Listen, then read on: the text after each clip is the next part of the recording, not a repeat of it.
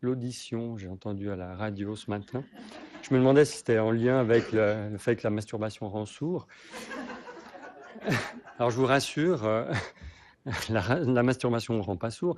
Et puis ça n'a rien à voir avec la présentation de ce soir. Vous savez pourquoi on dit que la masturbation rend sourd? C'est le docteur Auguste Tissot, un vaudois du XVIIIe siècle, qui a été très célèbre à l'époque, et puis il avait écrit un traité sur l'onanisme, donc la masturbation, en disant que ça rendait sourd. Et en fait, c'est marrant parce que le mythe a perduré encore maintenant. Hein, on a cette croyance comme quoi la morale sexuelle, elle est toujours, elle n'est pas très loin. Hein. Vous avez rigolé parce que à ma blague, vous êtes gentil, c'est pas une blague très très drôle, mais parce que j'ai dit le mot masturbation probablement. Et puis c'est toujours un peu gênant de commencer comme ça, de dire des mots crus. En plus, masturbation, l'étymologie, c'est se salir avec la main, c'est horrible, c'est connoté. Nous, en tant que sexologue, on dit auto-érotisme. Ça, c'est beaucoup plus soft. Mais bon, voilà, ça, je pense qu'on va en parler un petit peu. Ceci dit, l'aspect qui est à la fois important de dire qu'on doit promouvoir la question de la santé sexuelle, elle comporte un piège, parce que on peut aussi avoir la tentation de dire qu'il y a une bonne santé sexuelle, qu'il faut imposer la santé sexuelle à nos patients. Vous verrez dans ma présentation, je l'espère, qu'il faut mettre des nuances. Autant je vais insister lourdement sur le fait qu'il faut aborder la question, vous l'avez déjà évoqué, et on ne le fait pas assez, autant je pense qu'on doit avoir un petit peu de retenue et surtout pas arriver vers les patients en voulant imposer quelque chose. Juste un petit sondage, il y a combien de médecins ici ce soir? Levez la main. Étudiants. Donc vous êtes encore sauvés. 2. Combien d'infirmiers ou de soignants, disons, autres? Et puis non-soignants? Vous avez vu, il n'y a pas de médecin pratiquement, 2. Bravo. Ça, c'est un des premiers problèmes qu'on a dans le domaine. C'est qu'au fond, là aussi, ça a été déjà évoqué, c'est quelque chose, c'est un sujet qui paraît moins important. La plupart des médecins ne sont pas formés, ils sont mal à l'aise, on le verra dans ma présentation, alors que c'est un des sujets les plus importants et une des manières d'entrer en lien et en contact avec vos patients les plus intéressantes, parce qu'au fond, si vous êtes censé suivre un patient, je ne dis pas le voir une fois pour un rhume, mais suivre un patient, par exemple un médecin généraliste, c'est un peu difficile de concevoir ce rôle-là sans avoir au moins la possibilité à un moment ou à un autre de s'intéresser à sa vie intime et de couple. Donc, à notre époque, en Occident en tout cas, la santé, le bien-être, le plaisir et l'épanouissement personnel sont devenus des valeurs très importantes, même peut-être trop, parce qu'il y a une certaine pression, et c'est bien de le rappeler peut-être, que l'angoisse de performance, c'est quand même une des choses qu'on traite beaucoup en sexologie. Mais voilà, ça c'est une réalité. Et puis, finalement, c'est bien que vous soyez là, même en tant que non-médecin, non-soignant, parce qu'il faut mettre la pression sur les soignants. Depuis l'ère Viagra, maintenant depuis plus de 10-15 ans, j'ai vu quand même une différence, parce qu'au fond, les médecins sont un peu obligés maintenant d'aborder la question, puisque, par exemple, les hommes savent que ça existe, il y a d'autres hommes visiblement qui ont des problèmes, qui osent en parler, il y a des solutions, donc ils viennent et ils en parlent aux médecins et ils ont raison. Il y a quelques années déjà, je crois 4-5 ans, j'ai participé à une conférence à Puy, je crois, en onco-sexologie. Et puis, on avait invité les radiologues, alors c'était des HUG à l'époque. Et puis, il y a un des médecins-chefs qui est venu de manière assez touchante, mais presque triste, quoi. Il dit, ouais, voilà, on nous a demandé de faire une présentation, alors il n'y a personne qui voulait. Alors, je suis venu. Puis alors, j'ai regardé, j'ai quand même préparé le truc. Puis j'ai vu qu'il y a énormément d'études autour de l'oncologie et la sexologie. Enfin, on est à l'hôpital universitaire de Genève, ils découvrent que c'est un domaine hyper important de recherche. Donc en Suisse, je pense qu'on est très bon dans plein de domaines, mais à ce niveau-là, on a vraiment du retard. Les hommes aussi ont évolué. À la question « Qu'est-ce qu'un rapport sexuel réussi pour vous ?», 60% des hommes répondent « Vivre un moment d'intimité partagée ». Et non, si vous allez sur Internet, hein, la femme vient de Vénus, l'homme de Mars, il y a une très jolie photo assez drôle. Hein, la femme, c'est un tableau de bord avec plein de boutons, l'homme, c'est on-off. Ça fait rire, mais c'est pas vrai. La plupart du temps, c'est pas aussi simple. Moi, je vois tous les jours des hommes qui viennent en consultation. Ils ont du désir, mais ils n'arrivent pas à bander. Ils n'arrivent pas à avoir une érection. Et souvent, au début, la femme, par exemple, dit « Ah, il doit me tromper, c'est pas possible. Hein. Enfin, un homme, on fait comme ça doit bander. » Ben non, hein, les hommes sont aussi sensibles. Donc aujourd'hui, la très grande majorité des hommes en couple ne dissocient plus le sexe des sentiments. La santé sexuelle est fortement corrélée avec la santé globale, vous l'avez dit. La qualité de vie, ça c'est un point très important. Ça c'est des arguments pour vous donner, pour vous légitimer dans le fait qu'il faut oser en tant que patient demander à aborder la question et en tant que soignant l'aborder. L'impact sur l'individu et le couple est majeur. Hein, il y a probablement, on sait que les divorces, c'est énorme, hein, la fréquence des divorces dans les couples.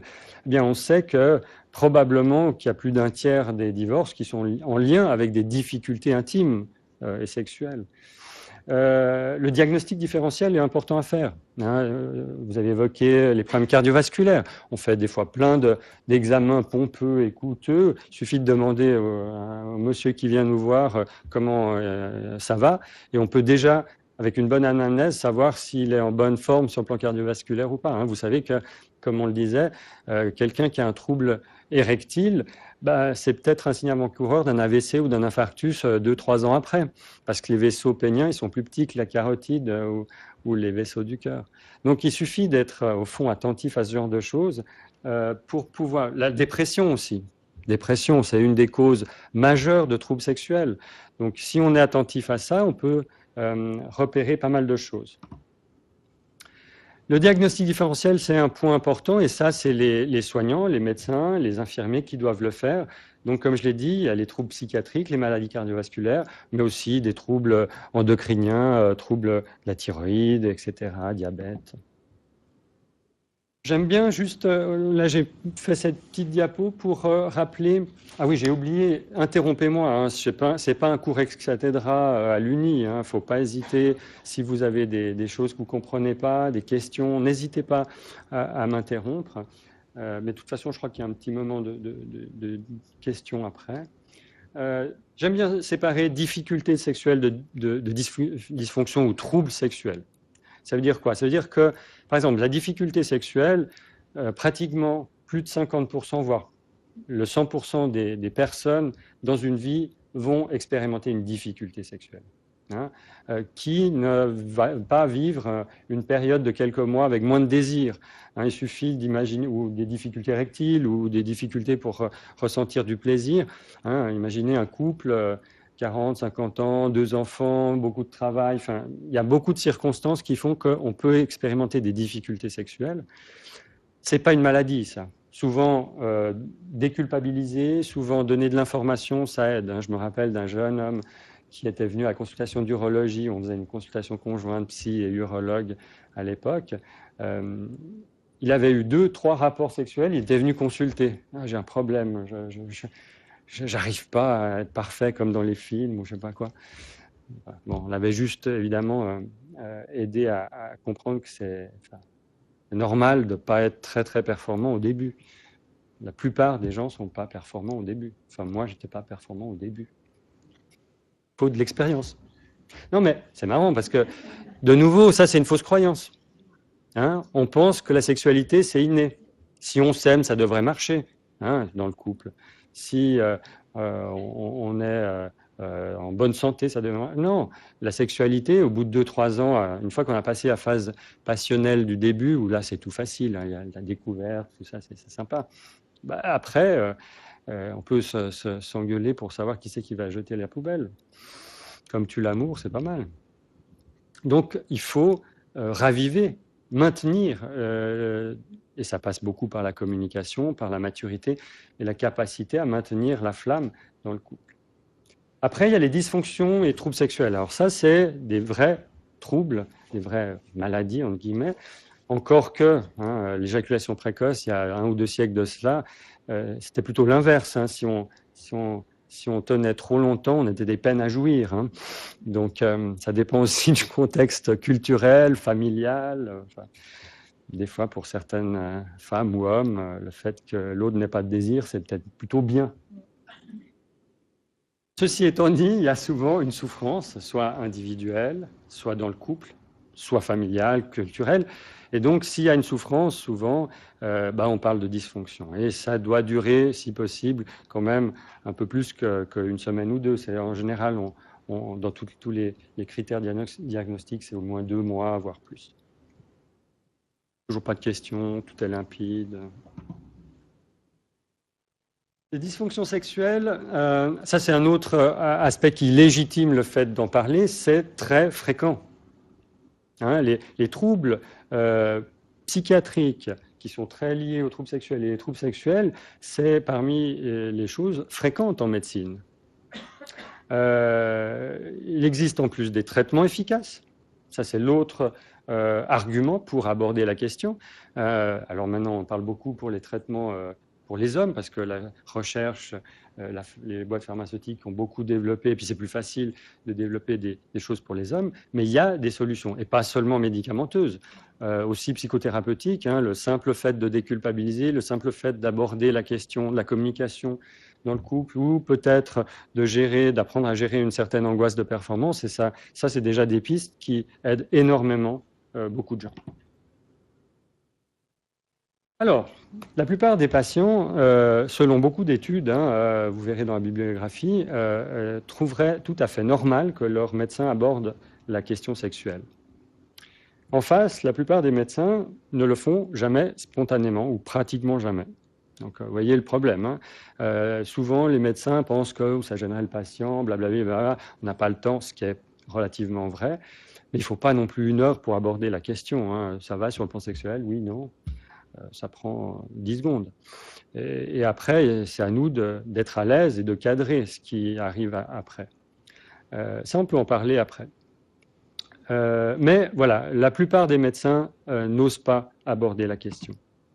Alors, les principaux freins évoqués par les médecins, c'est le manque de formation, on l'a dit. Ça, c'est clairement un problème. La gêne. Il ne faut pas oublier que ça reste un tabou de parler de sexualité, malgré qu'on soit dans une société hyper sexualisée maintenant. Le manque de temps, et je pense les pressions TARMED et autres, ça nous fait pas aller dans une bonne direction au niveau de la qualité de la médecine, à mon avis. Et puis, la différence d'âge et de genre par rapport aux patients, ça peut aussi être un frein évoqué dans les études. Chez les patients, c'est la gêne en premier lieu, la peur d'être jugé, ça c'est très important. Le manque de temps aussi, l'âge et le genre du médecin. Donc ça se rejoint. Les conséquences, c'est qu'en général, ce n'est pas abordé. Ça a tendance à s'améliorer, surtout avec la nouvelle génération de médecins, je trouve. Il y a un peu plus de conscience de l'importance d'aborder ces questions, mais en général, ce n'est pas abordé. Ou alors, c'est abordé de manière rigide, fonctionnelle. Ça, les médecins, on sait très bien faire, c'est très médicalisé. Le problème, c'est que ça peut porter à conséquence. Typiquement, l'urologue qui n'est pas très à l'aise, comme la plupart des médecins, avec l'impuissance, par exemple, il va faire quoi si son patient arrive en disant je suis impuissant? Ouh là là, prenez du Viagra. Le problème, c'est qu'en faisant ça, on lui dit c'est grave, votre problème. Moi, je ne veux pas entendre parler de ça. Prenez vite ça pour que ça soit réglé. Donc, on lui rajoute une couche d'angoisse de performance, parce qu'il faut encore performer. Puis en plus, ça coûte cher, donc il faut que ça marche. Donc, ça, des fois, je suis un peu critique, là, ça marche pour pas mal de gens, ça leur redonne confiance et ça peut être très utile. En même temps, pour beaucoup d'autres, c'est un peu limité. Je pense qu'il ne faut pas être que dans l'aspect fonctionnel. La sexualité, c'est bien au-delà d'une érection, d'une pénétration ou d'un orgasme. C'est vraiment une question d'être bien dans la relation et de communication. C'est une des formes, la sexualité, des formes les plus subtiles d'entrer en communication avec l'autre. Les soignants doivent donc être proactifs, considérer l'anamnèse sexologique simple, bien sûr, comme faisant partie de l'évaluation globale d'un patient. Alors bon, là, je vous ai mis quelques questions standardisées qui peuvent être utilisées par les soignants.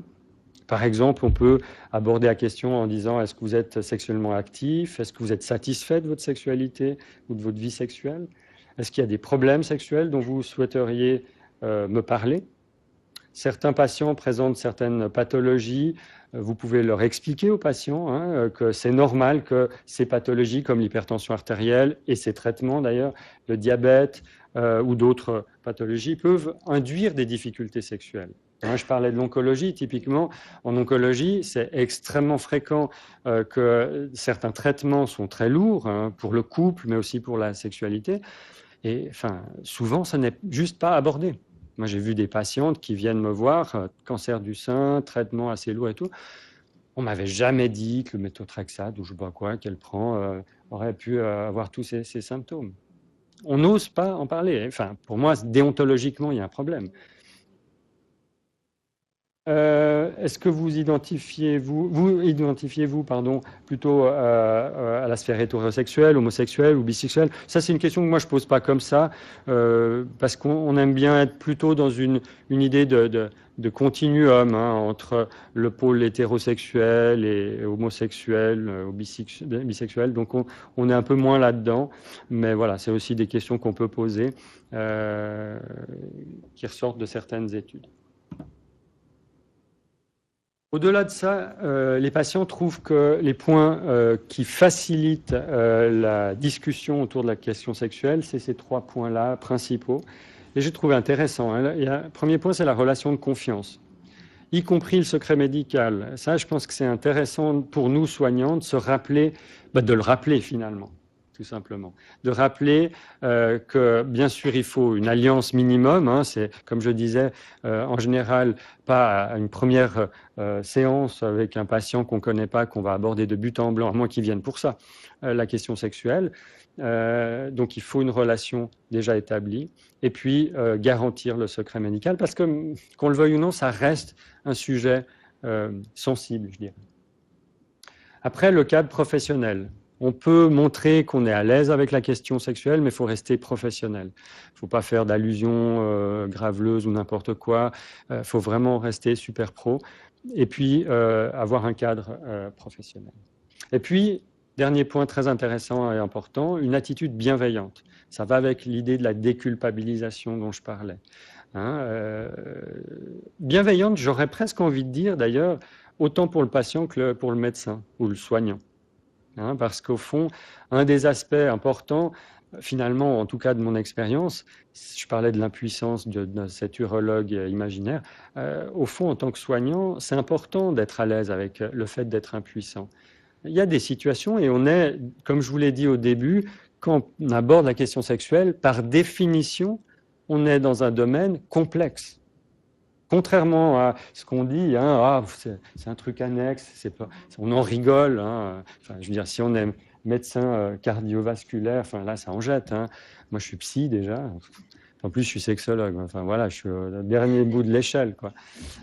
La réalité, c'est qu'il n'y a rien de plus riche en médecine. Vous abordez tout si vous faites bien votre boulot dans ce domaine-là. Donc, c'est clair qu'on est face à un domaine complexe, mais ça veut dire aussi que vous n'aurez pas des réponses toutes faites.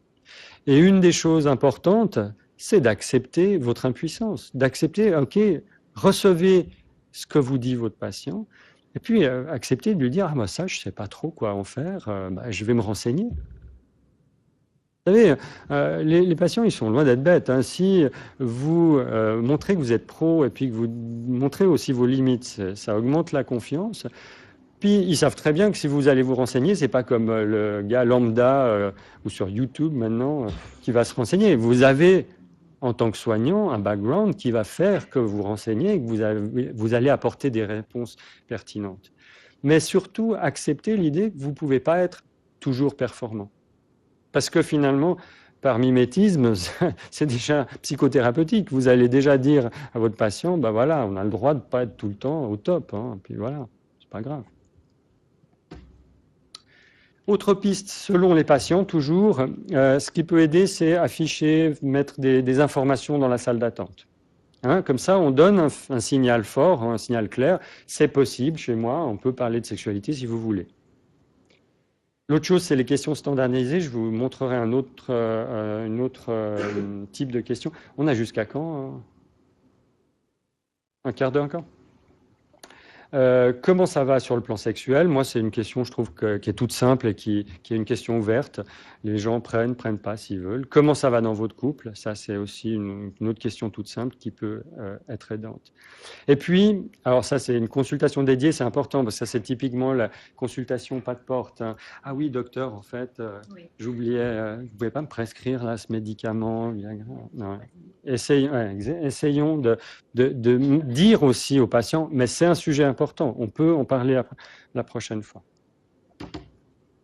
Voilà, ça c'est un modèle parmi d'autres. Plicit, c'est en anglais. C'est intéressant parce que, en gros, alors la permission, moi je l'évoque toujours, je trouve que c'est toujours bien d'aborder la question en sondant si le patient est d'accord, évidemment, d'aborder des questions intimes, personnelles, mais ce n'est pas le truc hyper important. Il ne faut pas rester bloqué, monsieur, madame, est-ce que vraiment j'ose? Enfin, n'en faites pas des tonnes à ce niveau-là. Aussi pour le patient, bien sûr, hein, ça va dans les deux sens. Est-ce que c'est possible? Est-ce qu'il y a un espace adéquat pour aborder la question sexuelle? Et que ça se passe dans de bonnes conditions. Le deuxième point, le limited information, est intéressant à mon avis pour des gens qui ne sont pas sexologues, parce que le but, ce n'est pas d'être des spécialistes, hein, mais c'est tout médecin, infirmier, soignant doit aborder ces questions dans un suivi au long cours. Donc, c'est la question de donner de l'information. Ça, c'est très important. Vous avez, en tant que soignant, pas mal d'informations. Donc, clarifier tout ce qui est mauvaise information. Il y a beaucoup de fausses informations autour de la sexualité. Il y a beaucoup de fausses croyances, des mythes. Il y a aussi souvent beaucoup d'informations simples pour déculpabiliser, simplement, comme je le disais, qui peuvent être données aux patients. Ça, il faut le faire, à mon avis. Ensuite, de nouveau, en tant que non-spécialiste, non-sexologue, vous avez la possibilité de donner des suggestions, comme ils disent là, spécifiques, c'est-à-dire des propositions, entre guillemets, thérapeutiques, souvent qui peuvent aider par rapport à résoudre le problème dans votre domaine de compétences, évidemment. Mais n'hésitez pas à donner, faire des propositions. Et puis après, il y a en général un traitement intensif, c'est-à-dire donner des traitements individualisés en fonction du problème que vous rencontrez. Et ça, on rentre dans le champ, vous voyez bien, hein, le champ de la thérapie, donc du trouble sexuel. Avant, c'est du conseil sexuel. Et ça, la plupart des soignants peuvent le faire. Moi, j'aime bien aussi, toujours dans l'idée de vous aider en tant que soignant à savoir comment aborder la question sexuelle, j'ai développé un petit peu cette vision-là, qui est simplement une vision autour du modèle biopsychosocial, hein, rien de plus. Mais voilà, l'idée, c'est d'avoir en tête, quand vous abordez la question, ces 5 dimensions. Pourquoi? Parce que si vous n'avez pas un abord systématique, vous vous perdez. Moi, combien de fois j'ai vu des jeunes infirmiers ou psychologues ou médecins, ils commencent et puis ils sont un peu angoissés. Puis alors, évidemment, un psychologue, par exemple, il voit un patient, alors ça, c'est pas si comment. Elle est angoissée, je fais un travail sur l'angoisse. OK. Et puis, sur le plan médical, sur le plan les médicaments qu'elle prend, je n'ai pas pensé. pas trop mon rôle en plus. Ok, bon. Et puis sur le plan psychiatrique ou autre, à part l'anxiété, ouais, c'est vrai, je sais pas trop. Et puis sur le plan, est-ce qu'elle prend des drogues, hein, je sais pas trop. Elle est en couple ou quoi, je sais pas trop. Le problème, c'est qu'on saute sur le premier truc, en plus dans notre domaine de compétences, et c'est fini. Bah, l'urologue d'avant. Hein. Ça sert à rien de donner du Viagra si vous demandez, puis dans votre couple, là, je suis en plein divorce, ça me fait chier. Excusez-moi. Hein. Ça sert à rien. Ou alors, bon, c'est peut-être pour d'autres raisons, mais enfin, voilà, il faut avoir des informations contextuelles, et donc vous avez besoin d'être systématique. Donc, moi, ce que je conseille, c'est vraiment d'avoir en tête cette systématique. Hein, sur le plan somatique, comment vous allez? Est-ce qu'il y a des problèmes physiques particuliers? Quel traitement vous prenez? Ça, c'est un point, c'est le côté toxicologique. Alors, évidemment, les drogues, mais aussi simplement la question toxicologique, c'est hyper important. Hein. La plupart des troubles sexuels sont liés à des psychotropes, une grande majorité des antidépresseurs, pas tous, contrairement aux croyances fausses qu'on a, mais la majorité, des antihypertenseurs, etc., etc. Donc rien que ça, voilà, si on oublie, on n'est pas systématique, on passe à côté. Hein. Et moi, j'ai vu des gens qui étaient pendant des mois, je suis gentil, chez des psychothérapeutes, et puis ils viennent, ah ouais, mais c'est bizarre, on m'a mis sous Cipralex depuis 3 ans, puis c'est depuis 3 ans que j'ai des problèmes. Bon, ben voilà, on va trouver autre chose. Puis comme par hasard, ça va mieux. Donc ça c'est vraiment important de le garder en tête. Juste très rapidement, ça c'est pas trop le but ce soir, mais de quoi on parle, hein? Les troubles sexuels les plus fréquents, c'est la dysfonction érectile. C'est surtout une impossibilité donc récurrente à maintenir une érection suffisante pour avoir une activité sexuelle satisfaisante. L'épidémiologie, alors prenez-le avec les pincettes, l'épidémiologie, il y a plein d'études, ça va dans tous les sens, c'est des chiffres très variables en fonction de quels critères on retient, mais globalement, c'est des prévalences extrêmement élevées, hein, 10, 50%, puis en fait, ça augmente avec l'âge. Donc, oui, parce qu'au fond, là, pour avoir une bonne érection, il faut que des vaisseaux fonctionnent bien, et puis que les nerfs fonctionnent bien, puis qu'on ne soit pas trop en mauvaise santé. Donc, si on a fumé toute notre vie, puis qu'on a un diabète, et puis qu'on commence à prendre de l'âge, eh ben, il peut y avoir une prostate qui grossit. C'est toutes des causes, et d'autres, hein, qui peuvent engendrer des troubles érectiles. La dysfonction érectile, les étiologies, elles sont souvent mixtes. C'est fréquemment l'angoisse de performance, comme j'ai dit, mais aussi souvent l'angoisse interpersonnelle, le stress, la fatigue, la dépression. Si c'est primaire, bon, il y a souvent plus de causes psychologiques plus profondes. Si c'est secondaire, c'est souvent le pronostic est meilleur. Parce qu'on identifie tout simplement une cause. Hein. C'est souvent la première chose à faire. Hein. C'est s'il y a une dépression, traiter la dépression. S'il y a un diabète, traiter le diabète. Puis après, aider la personne à reprendre confiance en elle et dans le couple. Voilà, sinon, c'est ce que je viens de dire, hein, exclure toujours une cause organique ou psychiatrique de base. Toujours tout clair, hein, on ne m'interrompt pas, donc c'est sympa, je déroule, moi c'est bon. Hein. Je rentrerai tôt, c'est bien. Toujours dysfonction érectile, que vous sachiez, les traitements, peut-être pour certains c'est des choses que vous savez déjà, mais voilà.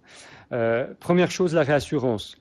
Deuxième chose qui marche bien, et c'est la seule chose qui est d'ailleurs scientifiquement prouvée efficace, c'est les IPDE5, donc les inhibiteurs de la phosphodiesterase 5.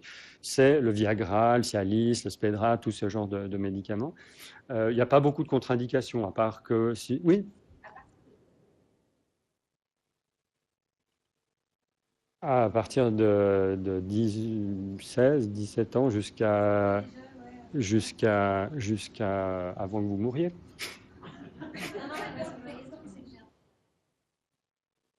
Ouais. Ouais.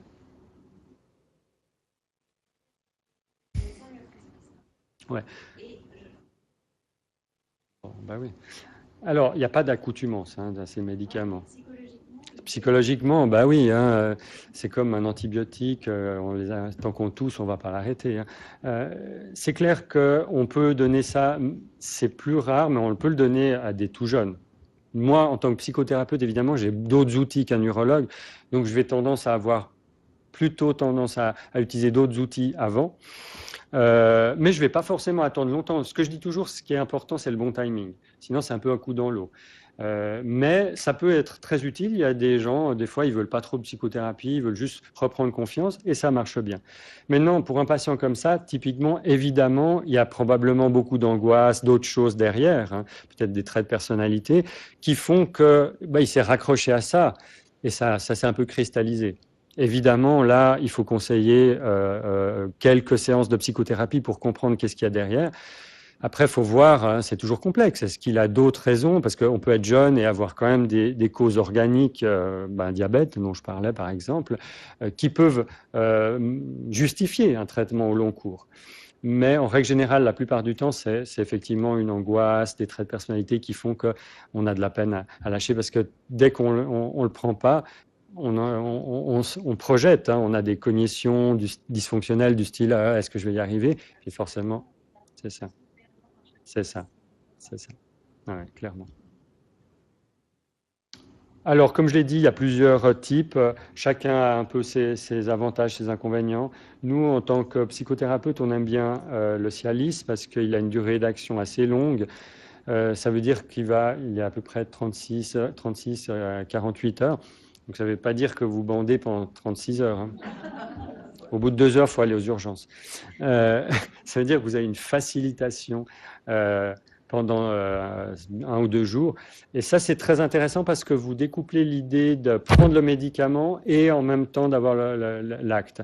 Alors que le Viagra ou ce genre de médicament, on le prend et on doit réussir, donc c'est un petit peu plus délicat. Donc c'est ce qu'on appelle à la demande. Hein. Le Spedra est intéressant parce que c'est un médicament un peu de nouvelle génération où il a beaucoup moins d'effets secondaires. Il n'y en a pas beaucoup, mais il y en a vraiment encore moins là. Et puis, il agit très vite, donc c'est assez pratique. En une vingtaine de minutes, Ah oui, une chose importante, il faut du désir. Hein. J'ai vu une fois un patient qui revient, j'avais oublié d'expliquer tout ça, puis ça n'a pas marché.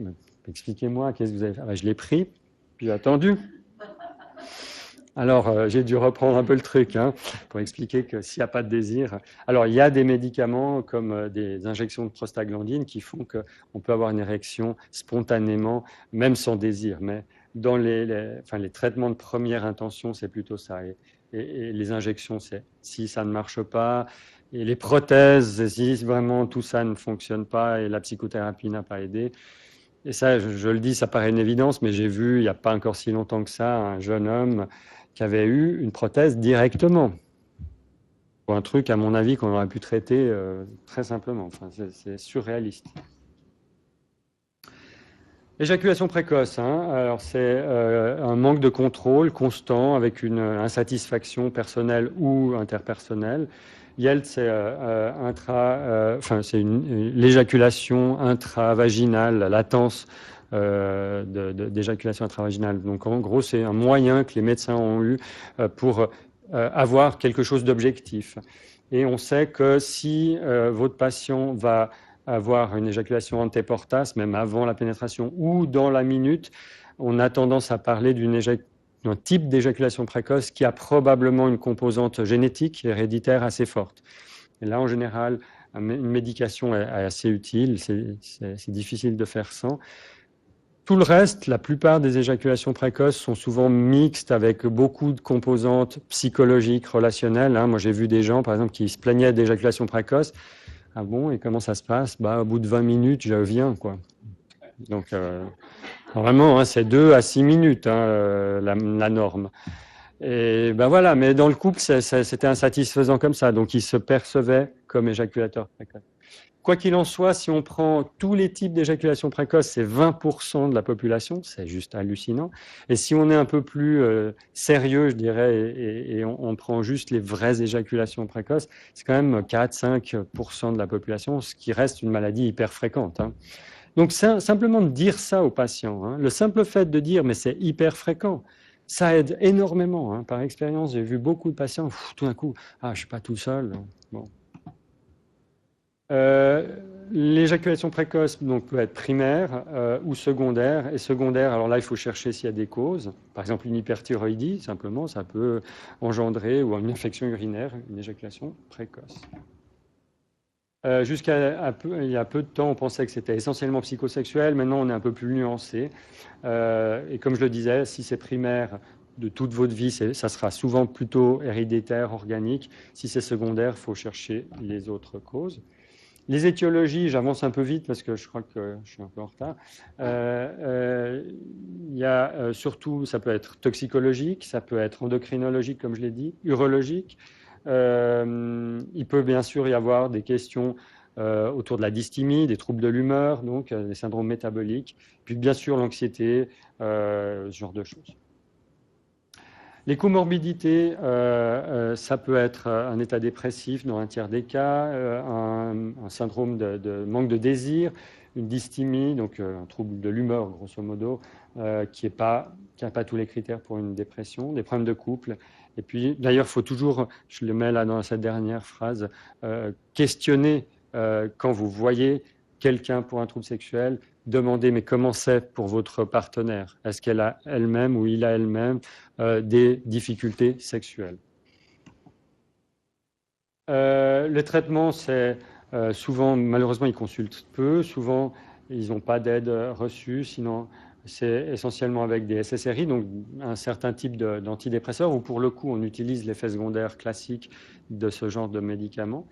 Et puis après, il y a plein de techniques plutôt cognitives, comportementales, qui aident beaucoup. Hein. Gestion émotionnelle, gestion corporelle, gestion cognitive, donc des pensées et des fantasmes, et puis de la relation.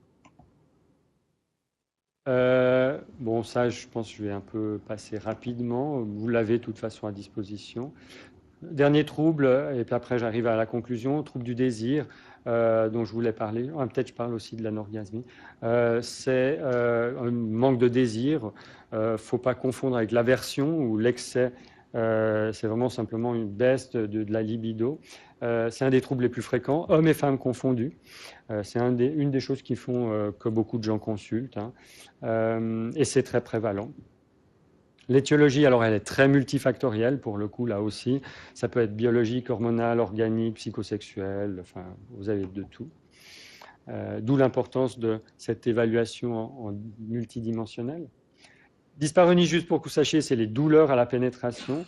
C'est rare chez l'homme, on parle souvent de dyspareunie pour la femme en fait. Ça peut être relativement fréquent. Juste, je ne sais pas comment on revient, mais si c'est superficiel, souvent, c'est plutôt psychogène, profond, il faut vraiment se méfier s'il n'y a pas une endométriose. Oh, c'est bon, merci. Ah ben voilà, je le mets là en plus, d'ailleurs. Si profonde, allez chercher avec l'aide d'un gynécologue les causes. Vaginisme, encore, pour terminer, c'est une impossibilité de pénétrer pour une femme, d'être pénétrée. C'est souvent les couples qui viennent consulter pour ça, ils sont ensemble depuis pas mal de temps, même des années, puis ils n'arrivent pas à avoir d'enfants, alors ils viennent pour être aidés. Et c'est relativement prévalent aussi. Souvent c'est primaire, la libido est intacte, ça permet de différencier. Et puis c'est le plus souvent psychogène, avec des représentations. Ça se traite d'ailleurs comme une phobie. Hein. La désensibilisation progressive qu'on fait en thérapie cognitive, ça marche très bien dans les cas, disons simples de vaginisme. Anorgasmie, comme son nom l'indique, c'est la difficulté à atteindre l'orgasme. Et là aussi, c'est relativement prévalent. Donc pour terminer, les sexothérapies, c'est des interventions essentiellement étiologiques, comme vous avez compris, intégratives.